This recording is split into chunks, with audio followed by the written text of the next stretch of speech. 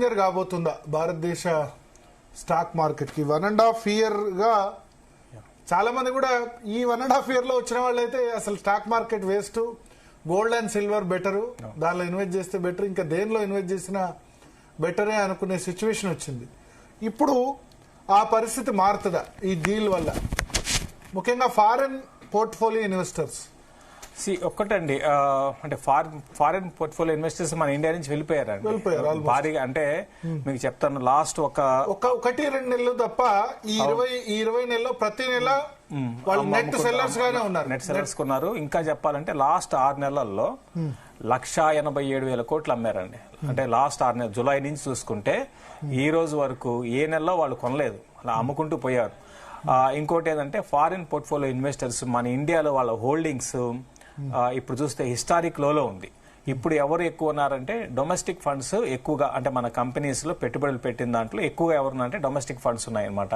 కాబట్టి ఇది కూడా మనం ఒక విధంగా చూడాలంటే ఇప్పుడున్న పరిస్థితుల్లో ఇది కూడా ఒక పాజిటివ్ గా చూడవచ్చు. ఎందుకంటే ఎఫ్ఐఎస్ వెళ్లాల్సిన వాళ్ళు వెళ్ళిపోయారు ఇక. కాబట్టి అక్కడి నుంచి సెల్లింగ్ అనేది రానున్న రోజుల్లో అయితే ఒక 1 మంత్ ఉండొచ్చేమో. రానున్న రోజుల్లో భారీ సెల్లింగ్ అయితే ఉండకపోవచ్చు. అది మనం పాజిటివ్ గా మన ఇండియన్ ఎకానమీ కాదు, స్టాక్ మార్కెట్స్ కి అది పాజిటివ్ గా మనం తీసుకోవాలి. సో ఓవరాల్ గా డొమెస్టిక్ లిక్విడిటీ అనేది కొంచెం ఇంప్రూవ్ అయితే నేను అనుకోవడము ఆ స్టాక్స్ అన్ని కూడా బాగా పెరిగే అవకాశాలు ఉంటాయి. తర్వాత ఇంతకుముందు మీరు అన్నట్టుగా ఈ గోల్డ్ సిల్వర్ అండి, ఎక్కడ చూసినా కూడా ఈ గోల్డ్ గోలా మనం చూస్తున్నాము. అటు ల్యాప్టాప్ ఓపెన్ చేసినా, సెల్ ఫోన్ ఓపెన్ చేసినా కూడా అందరు కూడా ఇక గోల్డ్ సిల్వర్, ఇక ప్రతి ఒక్కరు కూడా కామన్ మ్యాన్ కూడా, అంటే ప్రతి ఒక్కరు కామన్ మ్యాన్ కాదు, ప్రతి ఒక్కరు కూడా గోల్డ్ సిల్వర్ కొనడానికి ప్రయత్నం చేశారు, కొన్నారు కూడా. ఎవరెక్కడ కొన్నా కూడా లాస్ట్ 2 ఏళ్లలో అందరికీ అద్భుతమైన రిటర్న్స్ గోల్డ్ నుంచి అటు సిల్వర్ నుంచి వచ్చింది. మరి ముఖ్యంగా సిల్వర్ అయితే అసలు ఇంకా చెప్పాల్సిన అవసరం లేదనమాట, అటువంటి రిటర్న్స్ వచ్చాయి. అయితే లాస్ట్ 3 రోజులు 4 రోజుల్లో మళ్ళీ ట్రెండ్ రివర్స్ అయిపోయింది. ఇక గోల్డ్ సిల్వర్ కూడా ఇక ఆగిపోయినాయి. ఇక్కడ నుంచి నేను అనుకోవడము గోల్డ్ సిల్వర్ లో లాస్ట్ 2 ఏళ్ళు వచ్చిన ర్యాలీకి అయితే బ్రేక్ పడింది. అట్లీస్ట్ నేను అనుకోవడం 1.5 ఇయర్ గోల్డ్ సిల్వర్ లో పెద్దగా పెరిగే అవకాశాలు అయితే లేవు.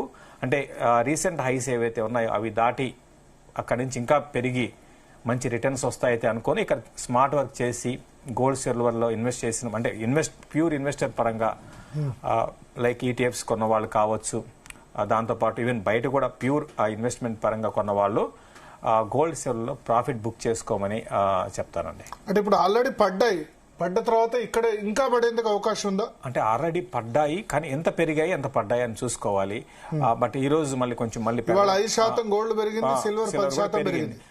సో దగ్గర రీసెంట్ ఐ నుంచి 40% దగ్గర ఎగ్జాక్ట్ చెప్పాలంటే ఇంటర్నేషనల్ మార్కెట్లో ఏమో 37% మనకి సిల్వర్ పడడం జరిగింది. సో అంత పడినప్పుడు ఆబ్వియస్ గా మళ్ళీ ఒకటి 15% 12% మళ్ళీ రీట్రేస్ అంటే బౌన్స్ అవుతుందండి. సో ఆ బౌన్స్ అనేది ఈ రోజు చూస్తున్నాం. కాబట్టి నేను అనుకోవడం ఇట్లా పెరుగుతున్నప్పుడే గోల్డ్ సిల్వర్ లో ప్రాఫిట్ బుక్ చేసుకోమంటాను. మరీ ముఖ్యంగా ఫ్యూచర్స్ లో చేసే వాళ్ళు చాలా జాగ్రత్తగా ఉండండి. ఫ్యూచర్స్ లో పొజిషన్స్ హెవీగా తీసుకుంటారు వాళ్ళు మాత్రం ఏంటంటే ఎయిదర్ సైడ్ హెవీ మూవ్స్ ఉంటాయి, అంటే 10% పెరగడమో 10% పడ్డమో ఉంటాయి. కాబట్టి ఫ్యూచర్స్ చేసే వాళ్ళు ఇన్ని రోజులు లాంగ్ పొజిషన్స్ ఉన్న వాళ్ళు కొంచెం దూరంగా ఉండి వెయిట్ అండ్ వాచ్ చెప్తాను. సెటిల్ కానివ్వండి ప్రైసెస్. నెక్స్ట్ 1.5 మంత్ లో మాత్రం చాలా వోలటాలిటీ అటు కమాడిటీ మార్కెట్ లో ఉండే అవకాశాలు ఉన్నాయి. అంటే విచ్ ఇస్ రైట్ ప్రైస్ ఏమంటారు? గోల్డ్ ఒకవేళ తీసుకోవాలనుకుంటే, ఫ్రెష్ బయింగ్ చేయాలనుకుంటే ఎప్పుడు చేయాలి? అంటే ఇప్పుడు ఇమీడియట్ గా అయితే వద్దని చెప్తానండి, వెయిట్ చేయమంటాను. రైట్ ప్రైస్ అనేది ఎగ్జాక్ట్ గా మనం చెప్పలేము, ఎవరు కూడా ప్రెడిక్ట్ చేయలేరు. కాకపోతే డిమాండ్ అండ్ సప్లై వల్ల కారణంగా ఇటు గోల్డ్ డిమాండ్ బాగుంది కదా అని గోల్డ్ పెరగలేదు. అదేవిధంగా సిల్వర్ కి విపరీతమైన డిమాండ్ ఉంది, పెరగలేదండి. ఏమైందంటే లాస్ట్ 1 ఇయర్ లో అన్సర్టెనిటీ ఎక్కువైపోయింది. ట్రంప్ నిర్ణయాలు మరీ ఎక్కువగా అన్సర్టెనిటీ క్రియేట్ చేశాయి. దీంతో అటు వరల్డ్ బ్యాంక్స్, చాలా సెంట్రల్ బ్యాంక్స్ అన్ని కూడా ఇటు గోల్డ్ సిల్వర్లు కొనడానికి ప్రయత్నం చేశాయి. సో దాని కారణంగా తర్వాత ఇంకా ఇంతకుముందు చెప్పినట్టుగా ఒకసారి పెరగడం స్టార్ట్ అయితే ఎలా ఉంటుందంటే స్టాక్ మార్కెట్స్ అయినా కావచ్చు, అటు గోల్డ్ సిల్వర్ ఏదైనా కానీ పెరగడం స్టార్ట్ అయితే ఇంకా పెరుగుతూనే ఉంటుంది. ఎక్కడ దాని ఎండ్ అనేది ఎక్కడ అవుతుందని చెప్పలేం. అయితే ఇప్పుడు రీసెంట్ గా వచ్చిన కరెక్షన్ ఏదైతే ఉందో అది మంచి కరెక్షన్ చెప్పగలుగుతాను. ఇంకా ఇక్కడ నుంచి గోల్డ్ నేను అనుకోవడము 1,20,000 దాకా మన ఇండియాలో ప్రైస్ పరంగా చూడాలి అంటే 1,20,000 దాకా రావడానికి దాన్ని కూడా కొంచెం బ్రేక్ చేసి 1,05,000 దాకా రావడానికి కూడా అవకాశాలు అంటే గోల్డ్ ఉన్నాయి. అదే 1,83,000 1,90,000 అనుకుంటా ఆల్ టైమ్ హై. సో 1,20,000 అయితే రావడానికి అవకాశాలు ఉన్నాయండి. అక్కడ ప్రయత్నం చేయొచ్చు. 1,20,000 దాకా గోల్డ్ రావచ్చు. సిల్వర్ అయితే మాత్రం ఇక్కడ నుంచి ఇంకా ఒక 40% పైన కరెక్షన్ సిల్వర్ లో నేను ఎక్స్పెక్ట్ చేస్తున్నానండి. సిల్వర్ 4,20,000 వరకు వెళ్ళింది. 4 lakhs అనుకోండి, 4 lakhs కి వెళ్ళింది. సో ఇంకా సిల్వర్ లో మనకి నేను అనుకోవడం ప్రైస్ ఇంకా తగ్గడానికి అవకాశం ఉందండి. ఎంత వరకు రావచ్చు అది ఎగ్జాక్ట్ గా అంటే అదే చెప్తున్నాను కదండి. ఇమీడియట్ గా అయితే మాత్రం నేను అనుకోవడము విచ్ ఇస్ అంటే బయింగ్ పాయింట్ ఎక్కడికి వస్తే అప్పుడున్న పరిస్థితుల్లో మనం నిర్ణయాలు తీసుకోవాలండి. అంటే 1,50,000 వచ్చే అవకాశం ఉందా? 1,80,000 వచ్చే అవకాశం ఉంది. 1,80,000 అంటే ఒకటే రోజు రాదు, అంటే over a period next 1.5 year లో జరిగే పరిణామాలు జరగచ్చు.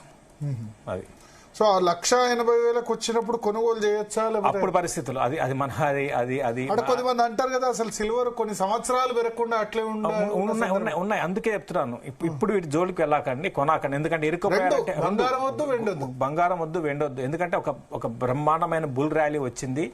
అంటే హిస్టరీలో ఇంతవరకు ఎప్పుడు కూడా ఇటువంటి బుల్ ర్యాలీ అనేది గోల్డ్ సిల్వర్ లో రాలేదండి. సో వచ్చింది కాబట్టి అందరూ కూడా ప్రాఫిట్ బుక్ చేసుకొని వెయిట్ చేయండి. ఇప్పటికిప్పుడు ఫ్రెష్ బయింగ్ వద్దు, ఇది ప్రాఫిట్ బుక్ చేసుకోవాల్సిన టైం. ఇంకోటి ఇవన్నీ పక్కన పెట్టండి. సో డిమాండ్ సప్లై నిజంగా ఇవన్నీ పక్కన పెట్టి, ఎకానమీస్ ఇవన్నీ పక్కన పెట్టి, సింపుల్ లాజిక్ ఏదైనా అతిగా జరిగితే స్టాక్ మార్కెట్లు కావచ్చు, గోల్డ్ కావచ్చు, సిల్వర్ కావచ్చు, రియల్ ఎస్టేట్ కావచ్చు, ఇంకోటి కావచ్చు, ఏ విధంగా అంటే ఉండాల్సిన దానికన్నా 10 రెట్లు 100 రెట్లు 200 రెట్లు పెరిగితే దాన్ని మనం ఏం చేయాలి? మనం స్మార్ట్ వర్క్ చేసి ఎగ్జిట్ కావాలి. ఇప్పుడు అదే చేయమని చెప్తాను అందరికి కూడా ఏంటంటే 100% బబుల్ అండి. 100% బబుల్ అండి. డిమాండ్ లేదా గోల్డ్ సప్లై డిమాండ్ సంబంధించి ఉంది. కాకపోతే 1 year లో 60% అంత డిమాండ్ నిజంగా గోల్డ్ కు ఉందా? మీరు చెప్పండి. లేదు కదా. అంటే 1 year లోనే బట్ సెంట్రల్ బ్యాంక్స్ అన్ని కొంటున్నాయి అని కొంటున్నాయి. సెంట్రల్ భారతదేశం ఉంది, చైనా ఉంది. ఎక్కువగా మన భారతదేశం సెంట్రల్ అంత కొనలేదండి. బట్ గోల్డ్ రిజర్వ్ పరంగా ఓవరాల్ గా యుఎస్ ఎక్కువగా గోల్డ్ రిజర్వ్లు కలిగి ఉంది. కాకపోతే కన్జంప్షన్ పరంగా చూడాలి అంటే గోల్డ్ అంటే కన్జంప్షన్ పరంగా చూడాలండి. తర్వాత సేఫ్ బెట్ అంటే ట్రేడింగ్ పరంగా చాలా మంది హెడ్జ్ ఫండ్స్ వీళ్ళు గోల్డ్ కొంటుంటారు. కన్జంప్షన్ పరంగా ఎక్కువగా చైనా ఉంది. 900 మనకి క్వింటాల్స్ చైనా అనేది ఎక్కువ ఉంది. దాని తర్వాత ఇండియా అన్నమాట. సో ఈ రెండు కన్జంప్షన్ పరంగా ఎక్కువగా గోల్డ్ని కన్జంప్ చేసేది. పర్ క్యాపిటా పరంగా చూసుకుంటే సౌదీ అరేబియా ఉంది అనమాట. బట్ ఏదేమైనప్పుడు కూడా నిజంగా అంత పెరగాల్సిన అవసరం లేదు. అంటే డిమాండ్ అండ్ సప్లై ప్రకారం పెరగాల్సిన అవసరం లేదు. అంతా కూడా ఫ్యూచర్ లో ట్రేడింగ్ జరుగుతూ ఉంటుందండి. దాంట్లో భాగంగా ఏంటంటే ఒక మంచి ఈ సెంట్రల్ బ్యాంకులు ఒకసారి కొన్న తర్వాత ఈ సెంట్రల్ బ్యాంకులు కూడా అమ్ముతాయా? సెంట్రల్ బ్యాంక్స్ అమ్మకపోవచ్చు అండి, హోల్డ్ చేసుకుంటాయి. అంటే వాళ్ళకి వాళ్ళు కూడా చాలా ఎక్కువ రేట్ లో కొన్నా కూడా అంటే వాళ్ళు వదిలేస్తారండి. వాళ్ళ ఇష్టం, వాళ్ళ పరిస్థితులను బట్టి ఉంటుంది. లాస్ అట్లా వదిలేస్తారా? వాళ్ళు ప్రాఫిట్ బుక్ చేసుకోరా? చేసుకునే వాళ్ళు చేసుకుంటారు. ఇప్పుడు అదే చూస్తున్నాం కదా. ఇప్పుడు చాలా మంది big players profit international market